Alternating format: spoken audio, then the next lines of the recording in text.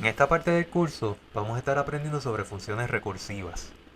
Saber analizar y crear funciones recursivas es importante porque existen ciertos problemas que se resuelven de una forma más elegante y entendible cuando usamos recursión en vez de utilizar maneras alternas. Una función recursiva, como tú bien sabes, es una función que se llama a sí misma como parte de los pasos para resolver un problema. Resulta que muchas veces cuando queremos resolver un problema computacional que requiere repetición,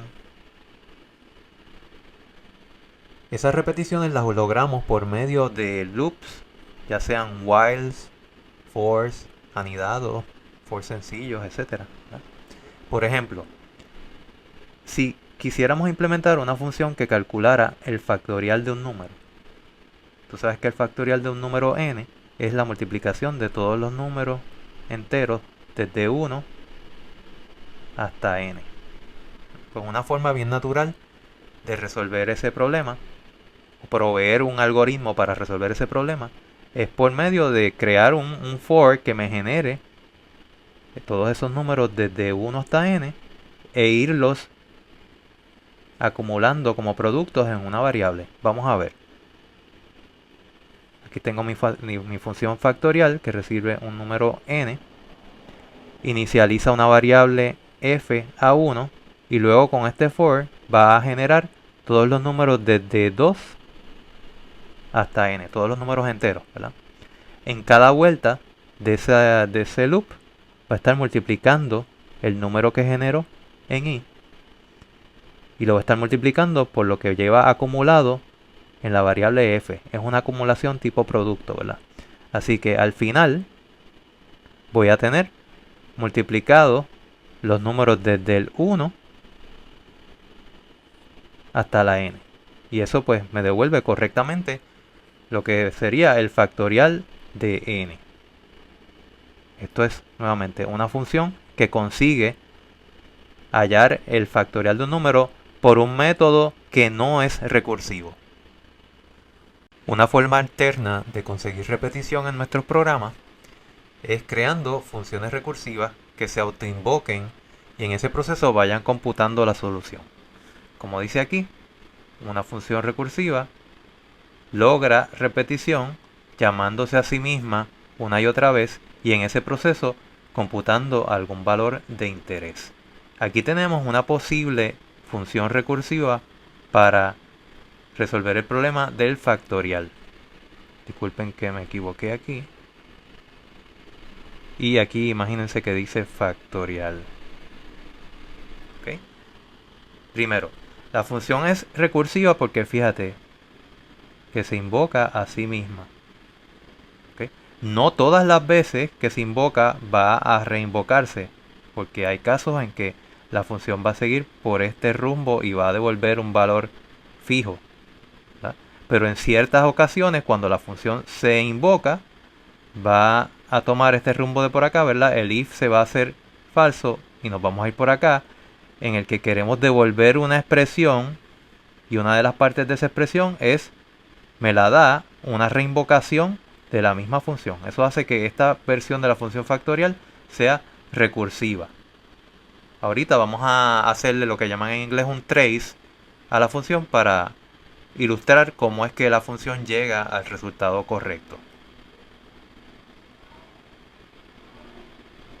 Toda función recursiva tiene al menos dos casos. Uno que se conoce como el caso base y otro que se conoce como el caso recursivo. Fíjate que esta función recursiva que estamos utilizando como ejemplo, cada vez que se invoque se va a ir por esta dirección, ¿verdad? Si n es menor o igual que 1, o se va a ir por esta otra dirección si n es 2 o más. A este primer caso, que ves, como puedes ver, lo que hace es devolver simplemente un número, una constante, se le conoce como el caso base, ¿verdad? Es el caso dentro de la función recursiva que no se autoinvoca. El otro caso, que es el caso recursivo, vendría siendo esta otra parte de esta función, Se le llama, ¿verdad? Es el caso recursivo porque es el caso donde la función se invoca a sí mismo o a sí misma.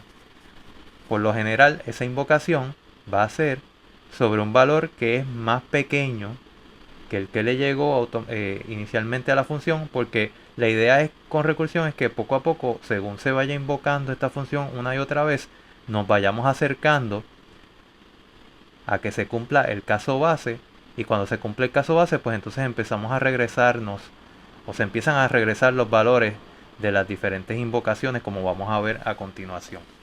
Una de las destrezas básicas que hay que tener cuando uno trabaja con funciones recursivas es saber cómo analizar las invocaciones que se va haciendo la función a ella misma y cómo va regresando de ellas.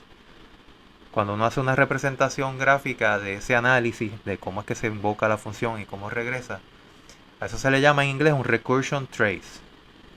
Y aquí vamos a ver un recursion trace de la función factorial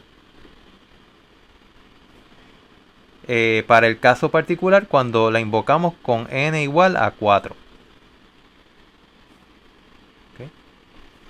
Así que vamos a ver. Estos bloquecitos que yo tengo aquí significan las diferentes invocaciones que se va a ir haciendo la función a ella misma.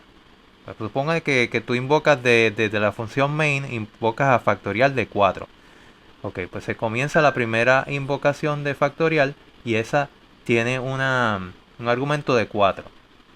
No se cumple esta condición, por lo tanto se va a querer regresar de esa invocación el resultado de esta expresión. Pero como ves, parte de la expresión requiere de que calculemos cuánto es el factorial de 3. Así que eso quiere decir que tenemos que reinvocar la función. En este caso, una invocación pasando como argumento el 3. Así que esta representa la invocación que se hace a factorial para 3. Nuevamente se hace para ese caso, cuando n es igual a 3, se hace falsa esa condición, así que nos toca devolver el resultado de esta expresión. De esa expresión ya sabemos cuánto es n, ¿verdad? Que fue la n que nos llegó, pero todavía no sabemos cuánto es el factorial de 2, así que tendremos que invocar nuevamente a factorial para 2. Ahí nuevamente se hace falsa la condición, así que queremos regresar el resultado de 2 por el resultado de factorial de 1. Factorial de 1 no lo sabemos, así que tenemos que invocar a factorial de 1. Cuando n es igual a 1 se cumple esta primera condición y ahí entonces pues nos devuelve 1, ¿verdad? Que fue el valor que recibió. Return n, pues devuelve 1. ¿A qué le va a llegar ese 1? Pues le va a llegar a esta invocación, para entonces completar esa expresión que decía 2 por 1, ¿verdad? Así que esta invocación va a devolver un 2, como vamos a ver en el próximo slide. Ok, esta invocación devolvió 2. Ese 2 le llega a esta expresión que estaba esperando para ver cuánto daba esa expresión.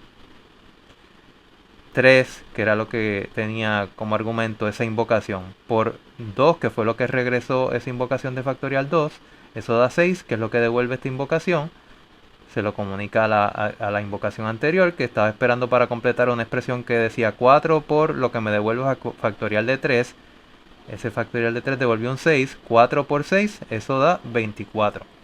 Fíjate que a todo esto, mientras se fueron haciendo esas invocaciones, cada vez que teníamos que recurrir a reinvocar la función, es como si esa expresión se hubiese puesto en pausa. Le voy a poner un simbolito así de pausa. Y después nos tocaba devolver el resultado de esa expresión, pero no conocemos cuánto es el resultado del factorial de 2, pues ponemos eso en pausa. Y ponemos esta otra en pausa. Y entonces de repente esta nos devuelve el valor del factorial de 1, pues entonces quitamos la pausa y completamos esa expresión. Y ahí al tener esa expresión completa, pues quitamos la pausa de esta y así vamos quitando las funciones que hemos puesto en pausa y poco a poco vamos logrando el resultado final.